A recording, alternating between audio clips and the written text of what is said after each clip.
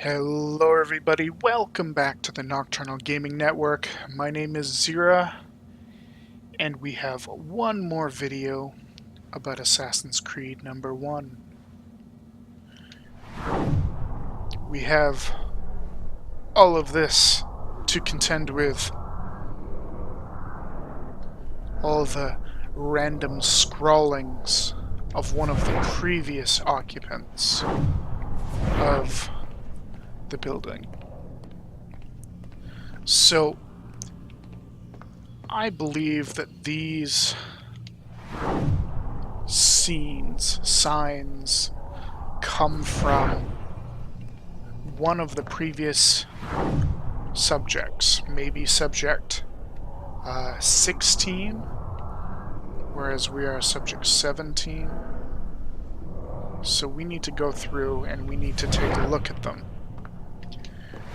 Some of these are going to be pretty self-explanatory, but some of them might not be, and I'm not necessarily going to be able to figure all of these out myself, so I have grabbed the official Assassin's Creed wiki page to help me out here.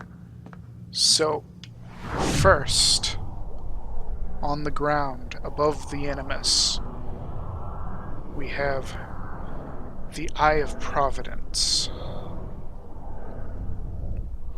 The Eye of Providence, or the all-seeing eye, is a symbol showing an eye often surrounded by rays of light or glory, and it's usually enclosed in a triangle. It represents the eye of God watching over humanity. In the modern era, a notable depiction of the eye is the reverse of the Great Seal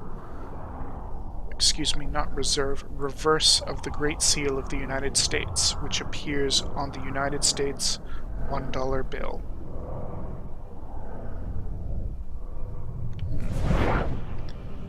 So next we have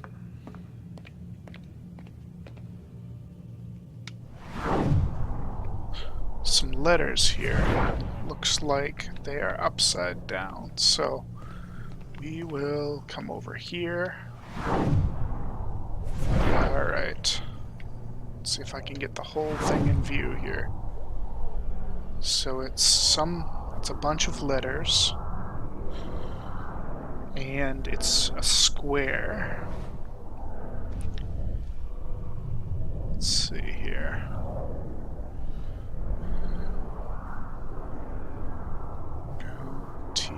T. That doesn't make sense. RTE. Okay, so we have a word. We have artifacts. Artifacts. Let's see. Sent to the skies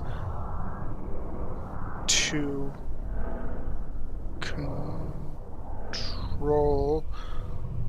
all nations, to make us obey a hidden crusade. Do not help them.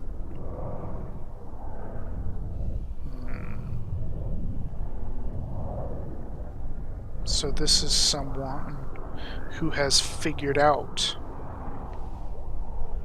the goal of the Templars in the modern day, to send their piece of Eden into orbit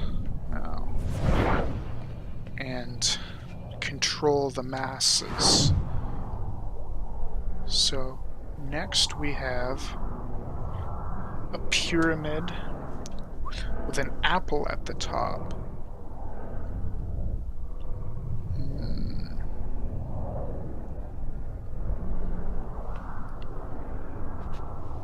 So this one, again, it seems to be something to do with sending the apple up above, maybe, and then all of the eyes in the pyramid are the people. Let's see here what's going on. So yeah, I'm pretty close. It says the Pyramid of Eden is what this is called. It's an original design consisting of a series of eyes bound within a triangle, with a radiating apple directly above it. It symbolizes the Templar plan to send a piece of Eden into orbit and control all beneath it. Yes, so we knew that plan. We knew that's their plan. What are we doing, Desmond? Come on, get away from the door. Where's next? Next we have something over here.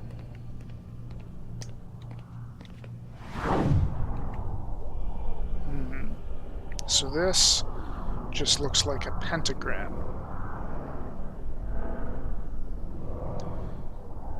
So I'm not sure exactly what the significance of this would be, so let's see what the wiki has to say. The upside down pentagram. So it is usually associated with Satanism. Note the one prong of the star points directly to the head of the animus. Okay, this is an attempt to show subject 16 to show that the animus is used for evil purposes. Whilst throughout history, the pentagram is usually affiliated with satanic ritual, its origin comes from the Roman goddess Venus. As the planet Venus forms a pentagram in space, this is subject 16's way of explaining that Venus, along with many of the other Greek and Roman mythology, were actually first civilization beings. Oh. First civilization. Okay. So, what is this first civilization? We know that they're responsible for the artifacts, but that's about it right now.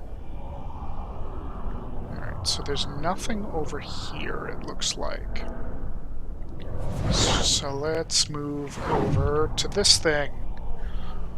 What is this? Let me see. I need help on this one.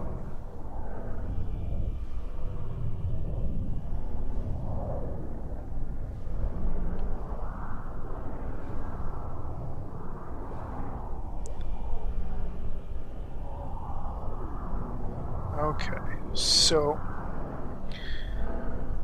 this looks like it is a mathematical principle called Borromean Rings.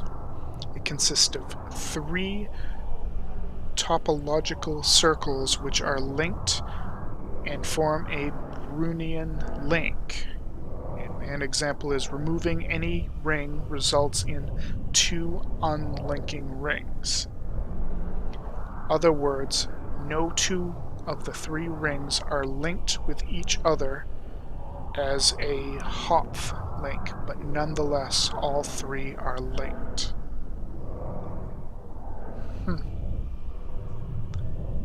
Okay. So I'm looking at a picture of it, guys, and it looks like it's some sort of almost like an Escher thing. I don't know if it's an actual possible shape that you can create with a solid ring. I don't know. It says here that it's an impossibility for perfectly circular rings.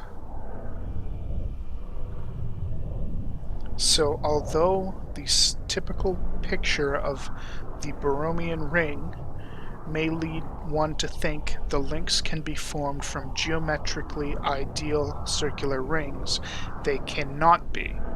Friedman and Skora in 1987 proved that a certain class of links, including Borromean links, cannot be exactly circular. Alternatively, this can be seen from considering the link diagram. If one assumes that link 1 and 2 touch at their crossing points, then they either lie in a plane or a sphere. In either case, the third circle must pass through this plane or sphere 4 times without laying in it, which is impossible. Okay. It is, however, true that one can use ellipses. This may be taken to be of arbitrarily small eccentricity.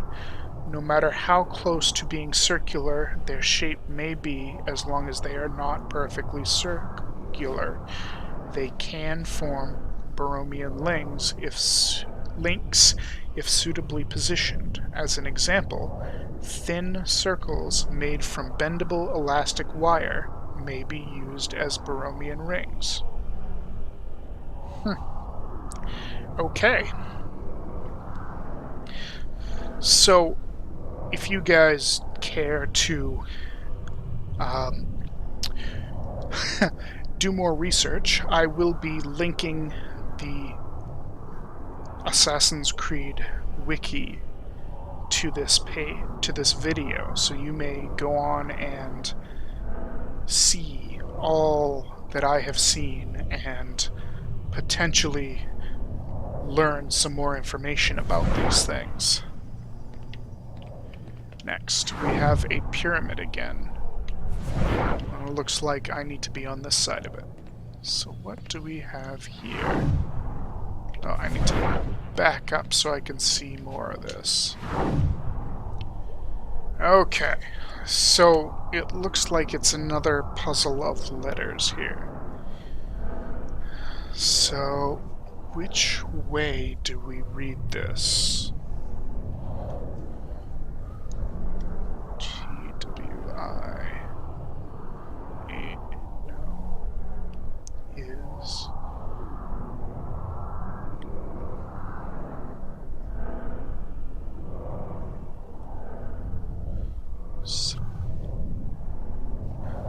That doesn't make sense. Let's try from the right side here. Okay, so I've got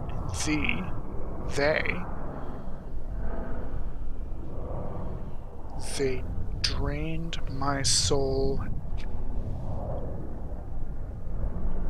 and made it theirs. I drain my body to show you where I saw it. Okay, so what? What are we seeing?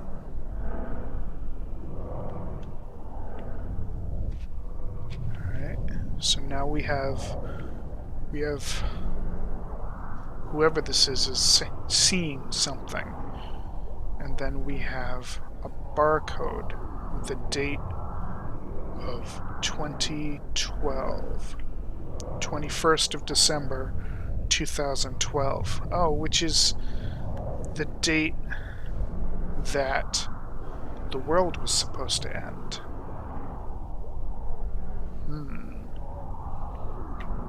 But I wonder what this barcode actually reads. Is this the barcode for 2012? Let's see here. Aha. No, according to the wiki, the barcode number that's encoded is 666, the number of the beast. So, whoever this is trying to tell us that they think the end of the world, or the devil, or something will come on 666.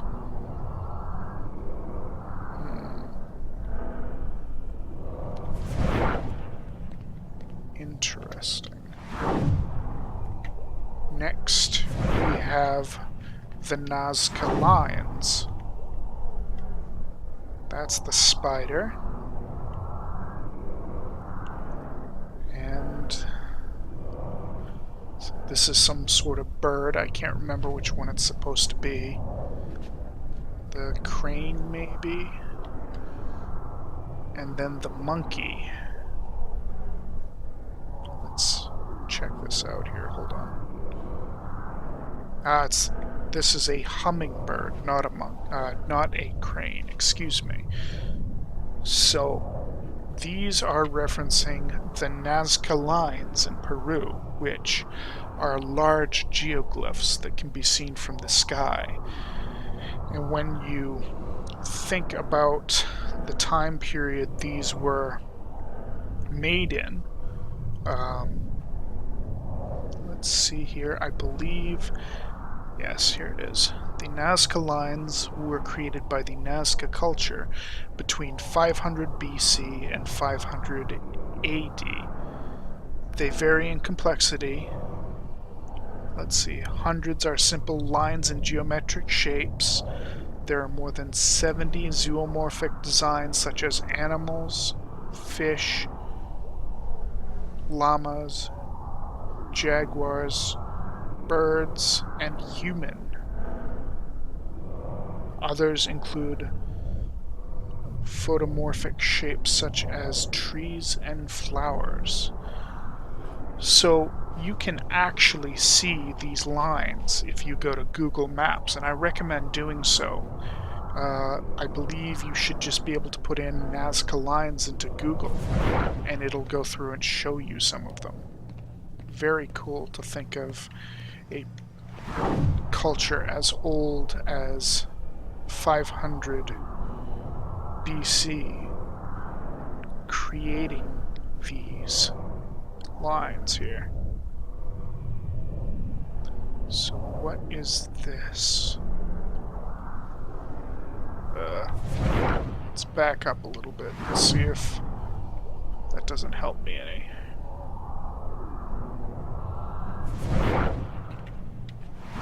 What are you trying to do here? This looks like mountains. Alright, let's move over here. Maybe I can get a better view from, like, right here.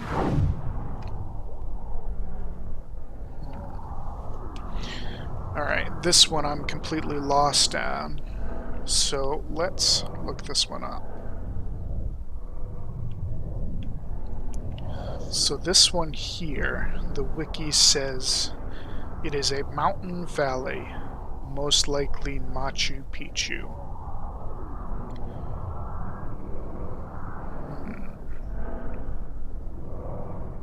So Machu Picchu is a 15th century Incan citadel, situated on a mountain ridge 2,430 meters or 7,970 feet above sea level.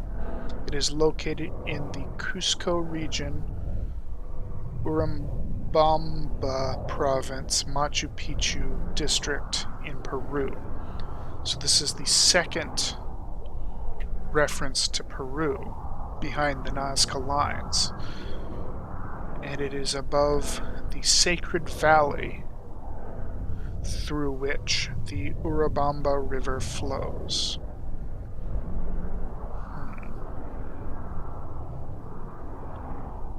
So, most archaeologists believe that Machu Picchu was constructed as an estate for the Incan Emperor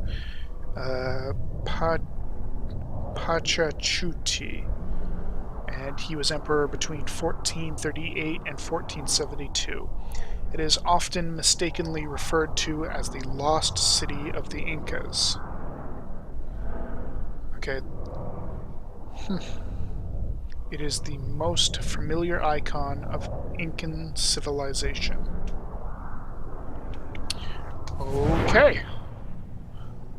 What do we have next? Whoa, whoa, wake up, Desmond. I hope I'm not boring you too much. Come on, man. What's this? So we have some sort of pyramid.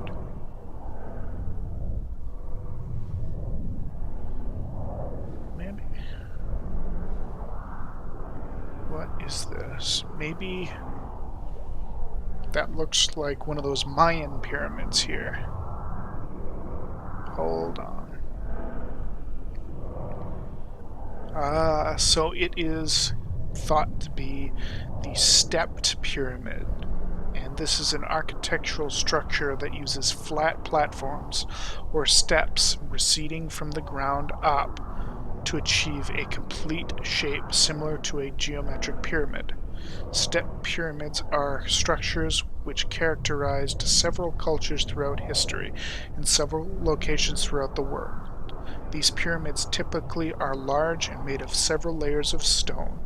The term refers to pyramids of similar design that emerge separately from one another, as there are no firmly established connection between them in the different civilizations that built them. So, just as an example, we have these step-type pyramids appearing in Mesopotamia, ancient Egypt, Africa, Europe, Mesoamerica, South America, North America, and Indonesia. Weird. What is next? We have something right over here. So, Yonaguni. What is Yonaguni?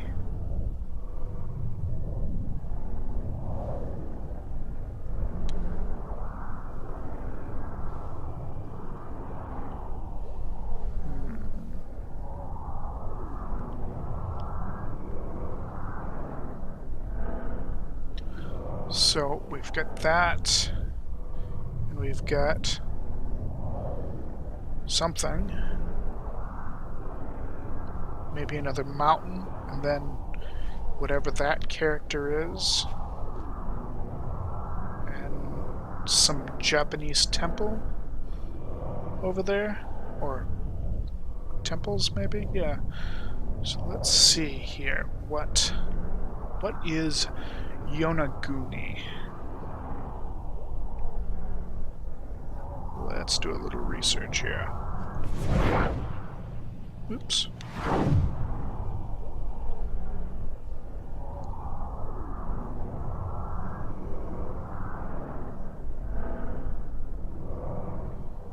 Okay. So, Yonaguni is one of the Xeriua Islands, and it's the westmost inhabited island of Japan. The island is known most for its underwater rock formations that leave academics decided over whether they are natural or artificial.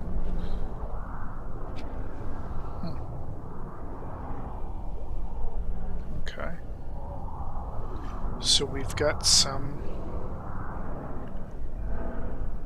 islands in Japan with strange underwater symbols. And then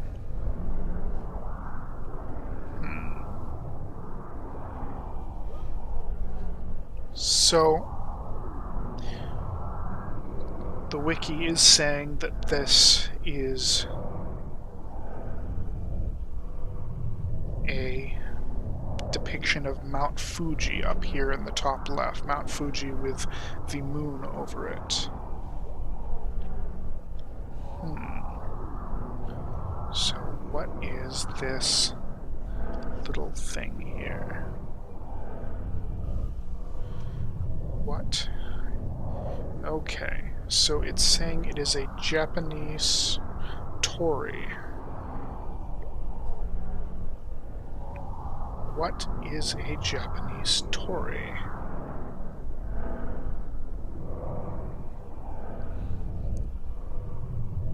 Aha. A torii, literally bird abode, is a traditional Japanese cape, most commonly found at the entrance of or within a Shinto shrine, where it symbolically marks the transition from the profane to sacred. The presence of a torii at the entrance is usually the simplest way to identify Shinto shrines, and a small torii icon represents them on Japanese road maps. So the first appearance of torii gates in Japan can be reliably pinpointed to at least the mid-Heian period because they are mentioned in a text written in 1922. The oldest existing stone torii was built in the 12th century and belongs to a Heichiman shrine in Yamagata Prefecture. The oldest wooden torii is at a Kobo Heichiman shrine in Yashaminshi Prefecture, built in 1535. Wow, I apologize for the fact that I am probably butchering these Japanese pronunciations. What is this? These remind me of the Japanese style architecture.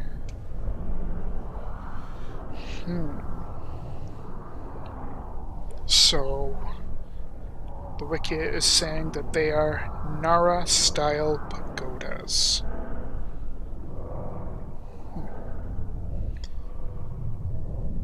Okay, so this Japanese architecture has traditionally been typified by wooden structures elevated slightly off the ground with tiled or thatched roofs. Siding doors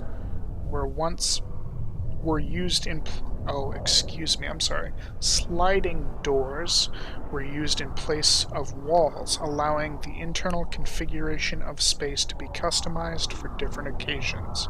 People usually sat on cushions or otherwise on the floor. Traditionally, chairs and high tables were not widely used until the 20th century.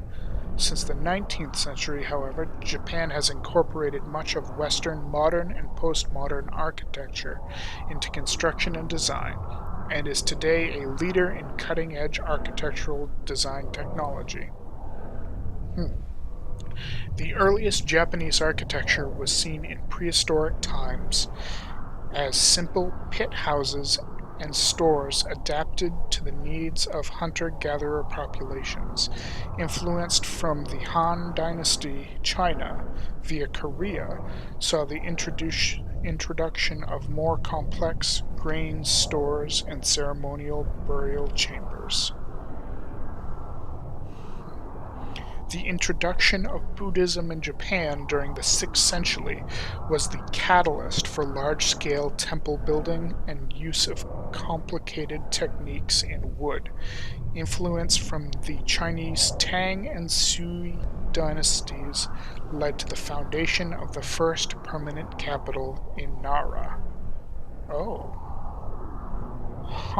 So,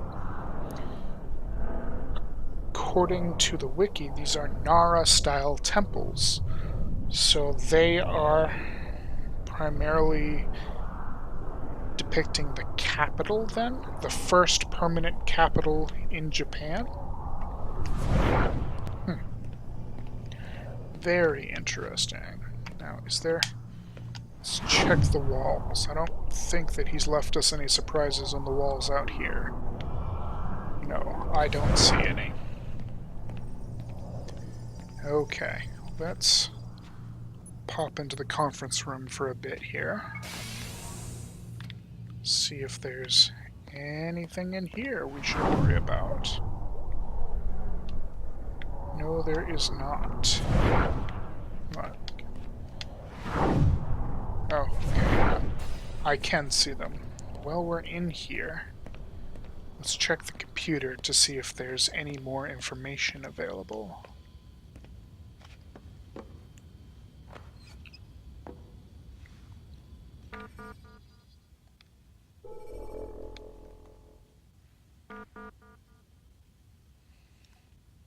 No, there is not. So we still just have this analysis email here, which we covered in one of our previous episodes. Actually, while I'm thinking about it, let's go quickly check Vidic and Lucy's terminals before we go into the next room and we look over the gold mine of symbolism that is Desmond's wall.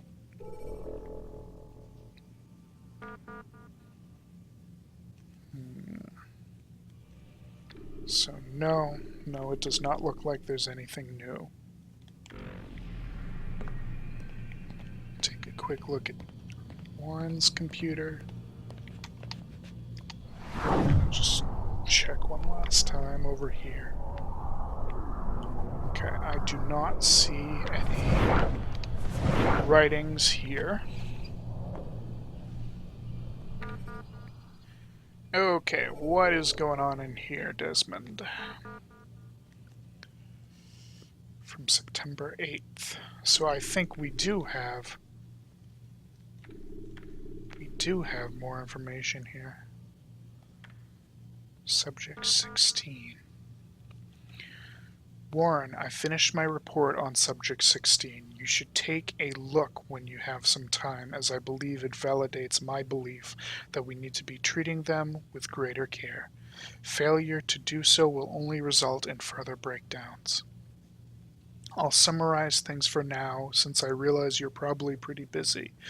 Prolonged exposure to the animus causes a bleeding effect within Subject 16's genetic structure. The result was a blending of genetic and real-time memory. He became unable to distinguish his own life from those of his ancestors. As witnessed from the incident in his room, I believe the effect is similar to certain forms of multiple personality and delusional disorders. People who claim to be experiencing past lives or the presence of their minds within their own are quite possibly experiencing a natural occurring version of this bleeding effect. Through the specific syndromes we may vary from though the specific syndromes may vary from subject to subject, the end result is the same. They lose their minds. This is what I believe happened to Subject 16.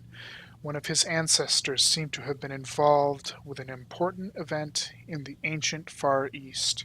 The writing he left us defy any conventional explanation. Though I'm not ready to dismiss them just yet, per your request, I've asked for a linguist and a historian to research them further in case there is some significance. I'll let you know if they come back to us with anything. I'll get you a full copy of the report so that you can review my findings when you have the time. I know this is not that important to you, Warren, but it would mean a lot to me if you just take a look and think about it. We don't need to push them so hard. We don't need to kill them. From a purely practical perspective, there's no point in destroying the subjects anyway. Once they're dead, their knowledge is lost to us forever. And we both know how dangerous that can be.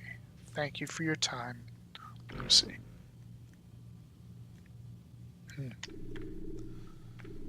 So, Subject 16, something happened and he went crazy in his room. And then he painted the building with his blood, apparently. Let's look at the daily headlines. Talks continue regarding aftermath of L11 outbreak. Nearly 6 years later, little progress has been made in dealing with the repercussions of what history books now refer to as the Second Plague, with nearly 96% of its population decimated over a 3-month period. The continent of Africa is now virtually uninhabited.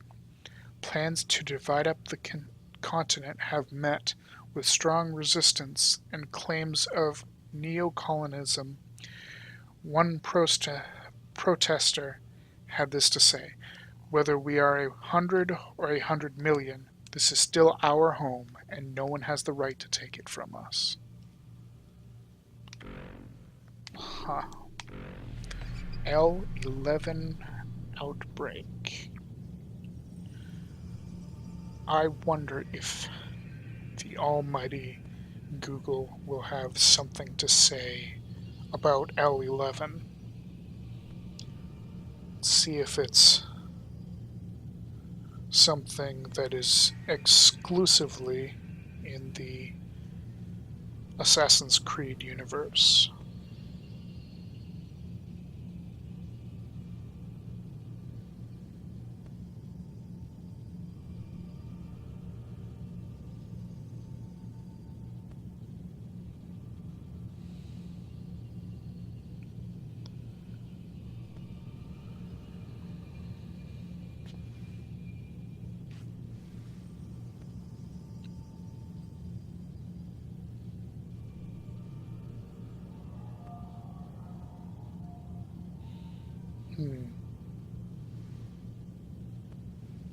So I am getting that the L11 outbreak is purely within the Assassin's Creed universe.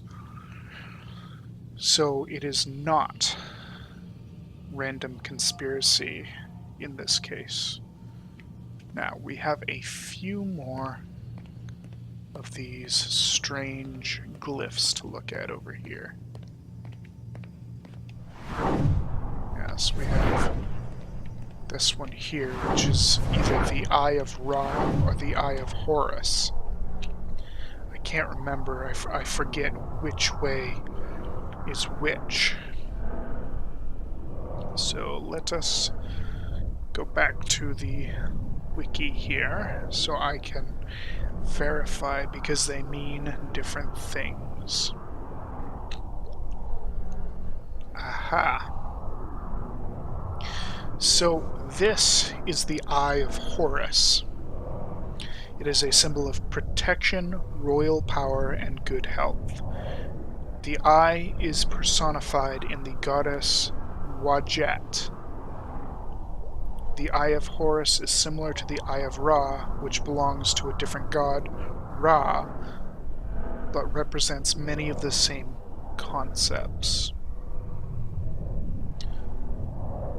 The name Wadjet is derived from Waj, meaning green, hence the green one, and was known to the Greeks and Romans as Urius, from the Egyptian Eret, meaning risen one. So from the image of a cobra rising up in protection. Wadjet was one of the earliest Egyptian deities who later become associated with other goddesses such as Bast, Sekhmet, Mut, and Hathor. She was a tutelary deity of Lower Egyptian, and a major Delta shrine was under her protection. Hathor is also depicted with this eye. Okay.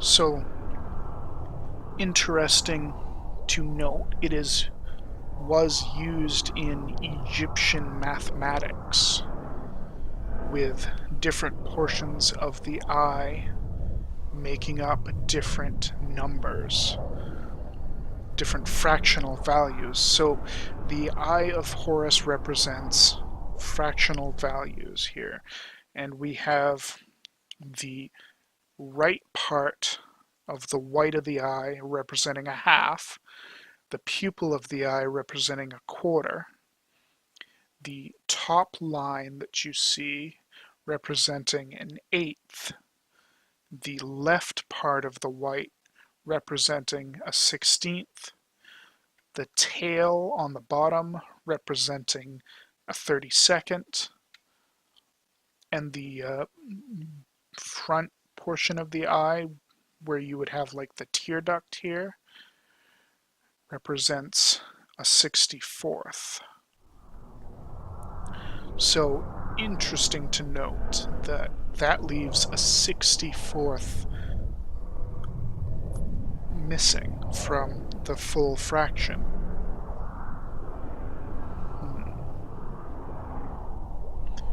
Very interesting. So, what do we have up here?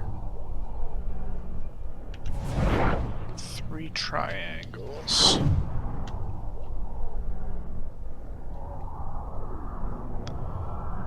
I wonder if these are the pyramids?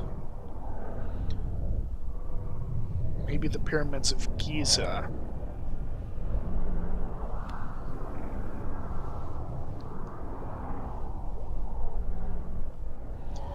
Yes, so it does indicate that these 3 represent the pyramids of Giza. So the pyramids of Giza, in case you don't know, are a complex of ancient monuments included in the 3 pyramid complexes known as the Great Pyramids, the massive sculpture known as the Sphinx, several cemeteries, a workers' village, and an industrial complex. It is all located in the Libyan desert, approximately 9 kilometers or 5 miles west of the Nile at the old town of Giza. And it's about 13 kilometers or 8 miles southwest of the city of Cairo. The pyramids have historically loomed large as emblems of ancient Egypt in the Western imagination.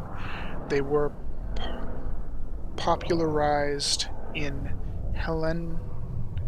Hellenistic, wow, that's a new word, times when the Great Pyramids were listed by Antipater of Sidon as one of the 7 wonders of the world. It is by far the oldest of the ancient wonders and the only one still in existence. Huh. So, what are the 7 wonders of the world?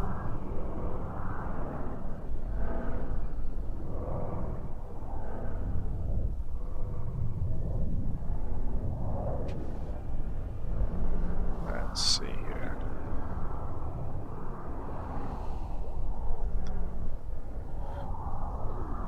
One of the... Okay, so the 7 wonders of the world. We have the Great Pyramids of Giza, the Colossus of Rhodes, the Lighthouse of Alexandria, the Mausoleum of Halicarnassus, the Temple of Artemis, the Statue of Zeus, and those, all but the Great Pyramids, were destroyed. And then there's one more, the Hanging Gardens, which the location is unknown, and there is speculation that the Hanging Gardens may not have even existed. Interesting. Okay, I will not go too far into that. If you want to know more about the 7 wonders of the world, Google is always there for you. Now, what have we in this room? We've got the wall, but let's go in here and just look around real quick.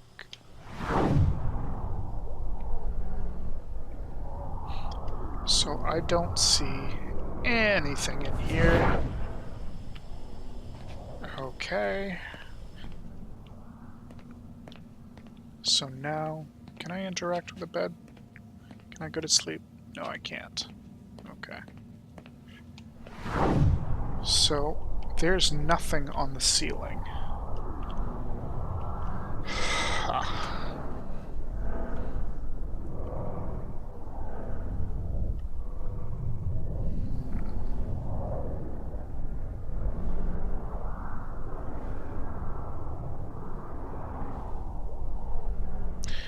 I don't even know where to begin here. Alright, I'm just gonna kind of follow on the wiki here, because I don't think there's a chance that I can decipher too much of this on my own, except for this one. That's Omega. I know that, but there's something in the middle of it. So let's start with the weird circle thing here.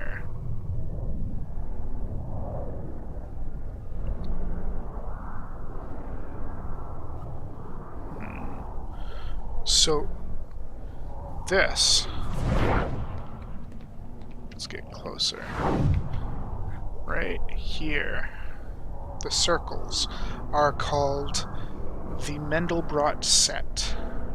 It is a set of complex numbers, C, for which the function f sub c z equals z squared plus c does not diverge when iterated from z equals 0, for which the sequence f sub c 0, f sub c sub f sub c 0 remains bound by an absolute value.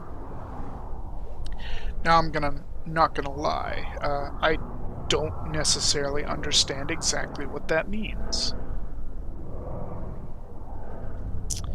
So, the Mandelbrot set images may be created by sampling the complex numbers and determining for which each sample point C whether the results of iterating the above function goes to infinity, treating the real and imaginary parts of C as image coordinates in an XY plane. On the complex plane, pixels may be colored according to how rapidly the sequence diverges, with the color 0, black, usually used for points where the sequence does not diverge. If C is held constant and the initial value of Z negative, denoted by Z sub 0, is variable instead, well, I'm just gonna be done with this, because I don't think anyone's gonna understand what this means. So, this right here, with the circles, this is called a Mandelbrot Set. If you want to know more, please research it on whatever medium you find.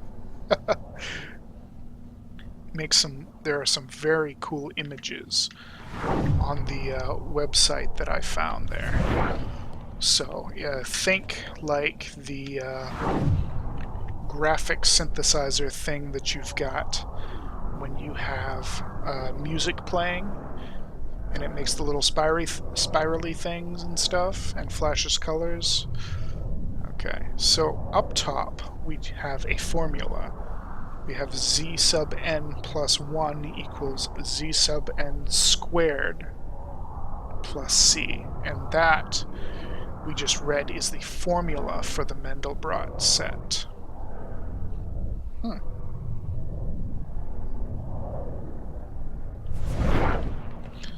So next we have this writing here.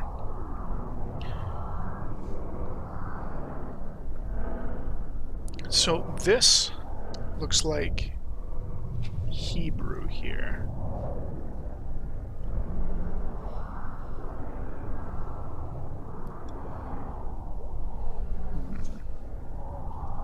What else is there? So we've got some Chinese, some Arabic. Oh, and we've got some more Hebrew up here, I think. Is that Hebrew? Let's see what Wikia has to say. Ah, so it looks like this one right here. This one is in fact Hebrew. It means Olam Haba, which translates to the world to come after the Messiah after the arrival of the Messiah in Judaism. Okay. So, from our experience with the game, we have learned that according to the game, let me make that clear, according to the game, that Jesus was no more than someone using the apple of Eden to make people see illusions. So this is referencing possibly the world, the future, where we are all controlled by these illusions. So maybe predicting from back in the Middle Ages, back in prehistory, the rise of the Templars to power.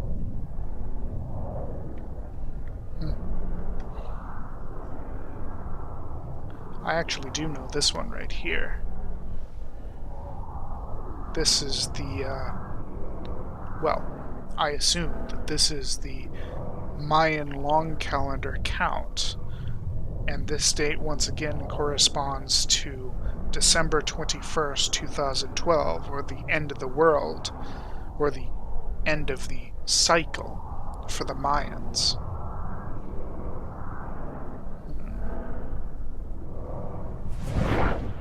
So let's back up just slightly here so I can read all of this. We are all books containing thousands of pages, and within each of them lies an irreparable truth.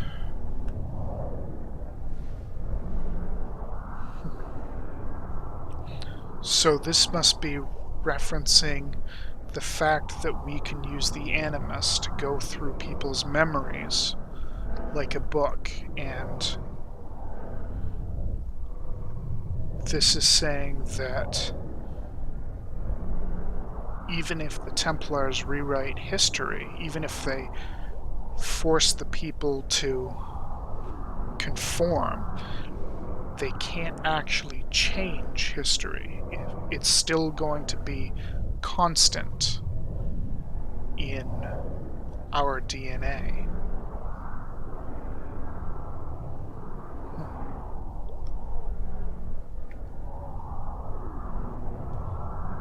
What's next here?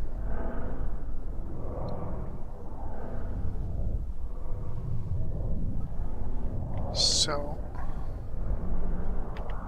we have Omega, and it's got a dot in the center. Interesting.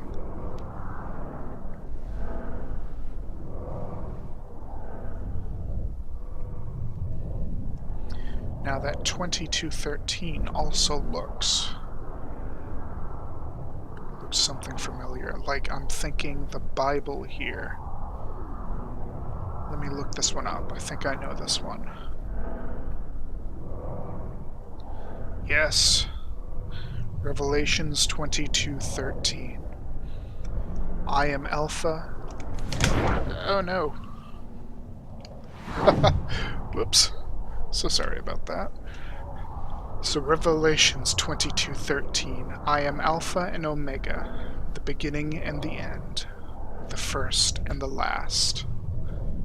This is a verse, and it's a declaration of God's power over the world. And it's the power, it must be the power that the modern day Templars are looking for.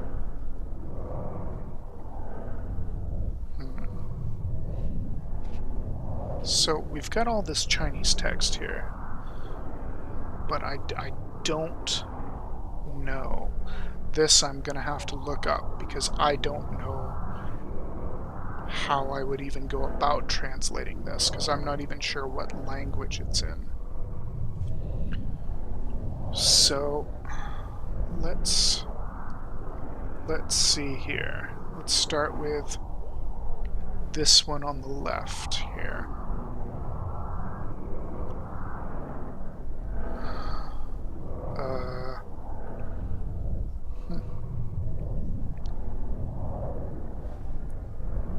I'm not sure which of these strings of text that it would be.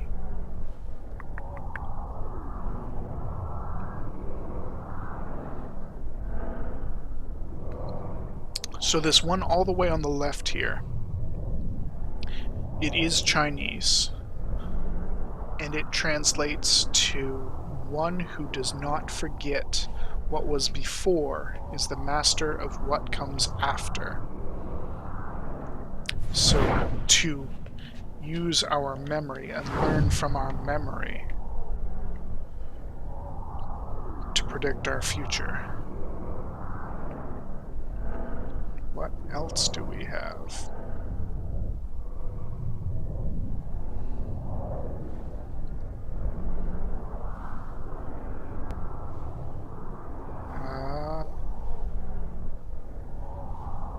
Well, which one could this possibly be in the middle here?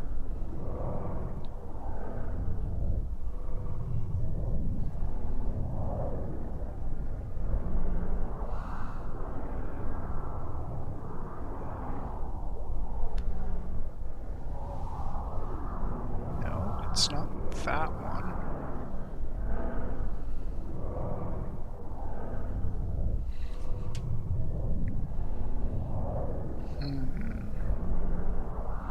Okay, so I think I found it. I think this one right in the middle of the screen here, that is going to be Chinese for you reap what you sow, you get what you give.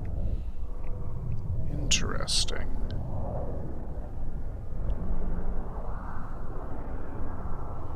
Then we have this right here. Now, that must be this one. Also Chinese for the one in the middle right here. Right there. Also Chinese for as a human being, if you want to know the spiritual realm of Buddha, you have to observe. You have to know that everything you see in the world comes from your own mind. Interesting. So they're saying that spiritual comes from within you. So next we have some more Chinese right here on the bottom. We have Chinese for a man without far considerations must have near worries. So one who does not plan ahead will have problems? Interesting. Now, we do have some other symbols right above this. This looks like Arabic.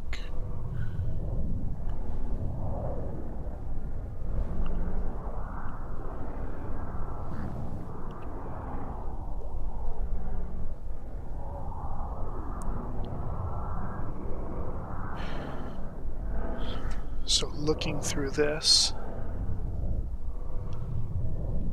it says Al-Zalazala, which is Arabic for the earthquake. And that is the title of the Surah 99 from the Quran. So we have verses from the Bible and the Quran. What does this say?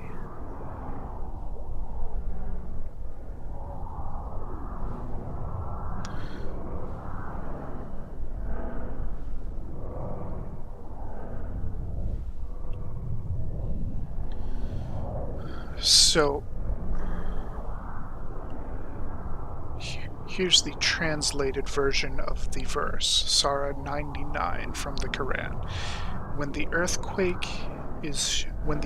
is shaken with its final earthquake, and the earth discharges its burden, and man says, "What is wrong with it?" That day it will report its news, because your Lord has commanded it.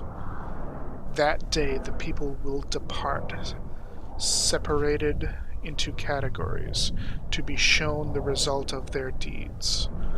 So whoever does an atom's weight of good will see it, and whoever does an atom's weight of evil will see it. So this is the end of the world, as told by the Quran, where you will be divided by your deeds to go into the Quran's version of heaven or hell. I do not know what that is. Wow, we have lots of weird stuff over here.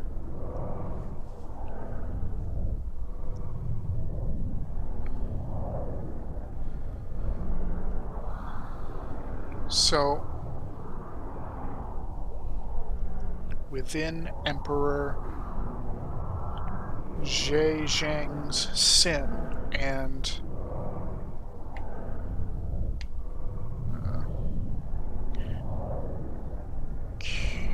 Quetzalcoatl's hunger lies the answer.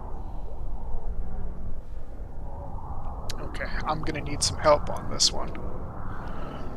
So the Wikia says, Emperor Zhejiang's sin includes ignoring established rights, isolating himself from court, and relying on unqualified individuals to handle affairs of state, exiling or killing dissidents, overspending public funds on monuments, religious intolerance, self-aggrandizement, and cruelty. And then Quetzalcoatl's is, well, it's definitely a misspelling, but it's saying that it's possibly a misspelling of Quetzalcoatl, which is the Aztec sun god. And the Aztecs believe the god requires regular human sacrifices for nourishment.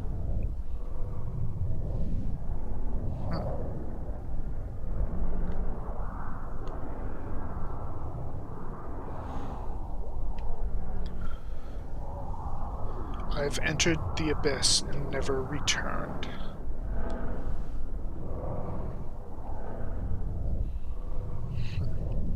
So is this subject 16 making another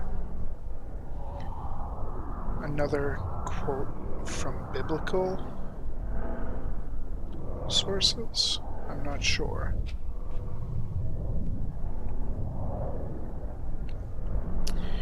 Wow, and then there's... So that looks like it's sort of repeating here.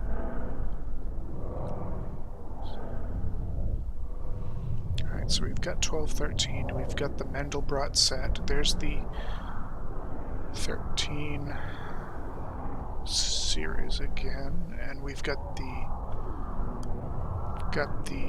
Arabic up there. So what is this Chinese here?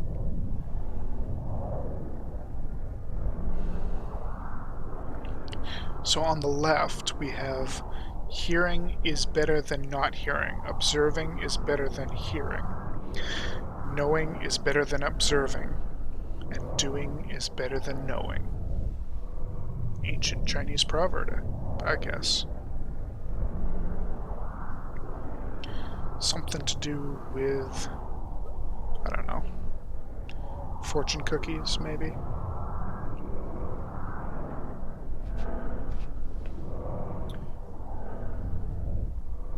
So,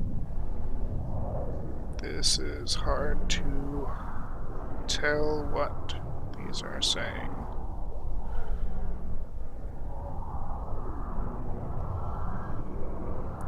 I don't even know where these start.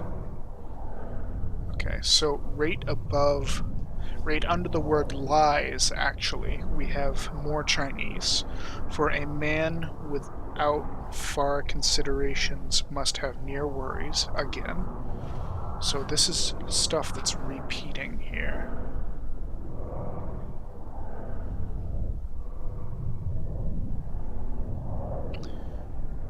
And then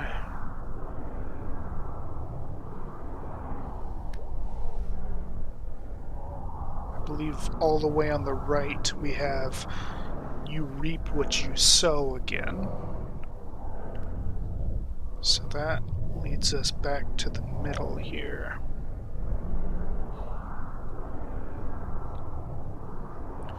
So what we have is Chinese for one who wants to read into his future simply needs to write his own past.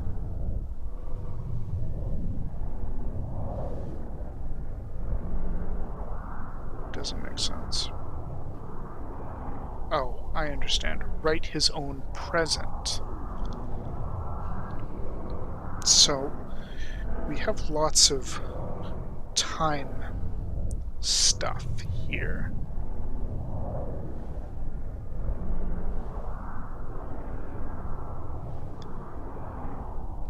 Then I think this last one. So 1, 2, 3, 4. So it's going to be 5 and lines 5 and 6 from the right is Chinese for one who does not forget what was before is the master of what comes after, which I believe is again a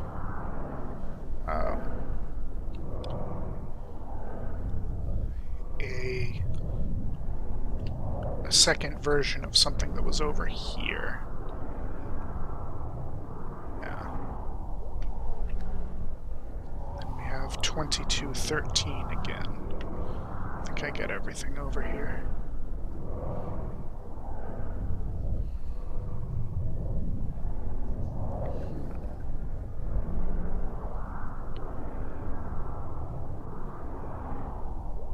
Okay. So now all we've got is this weird-looking butterfly thing in the center. Which I have no idea what this is.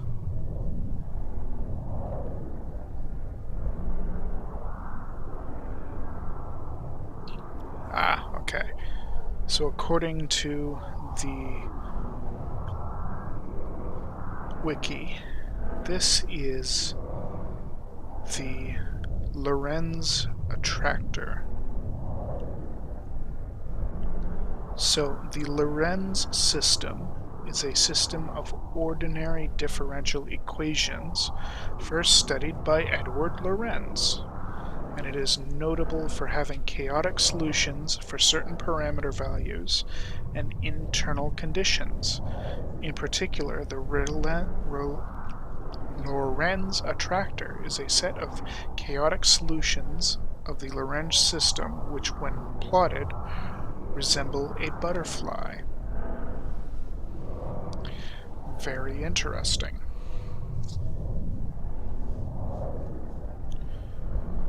So with that, we now have a basic understanding, or at least description, of what all of this information is. Okay, I'm sure that these will be once again used in later installments of the series. And we will find out more information as we go. So again, I will say I have put all of the information that I have found below into the comment section, and links to all the sites that I used to find this information. So if you ever want to go on and check it out yourself, please do. thank you all so much for watching, and I will see you all later in Assassin's Creed 2, which we will continue very soon. This has been Xeriua with the Nocturnal Gaming Network and Assassin's Creed 1. Before we go, I'd like to thank Ubisoft one more time, and thank you all so much for watching. Have a wonderful night.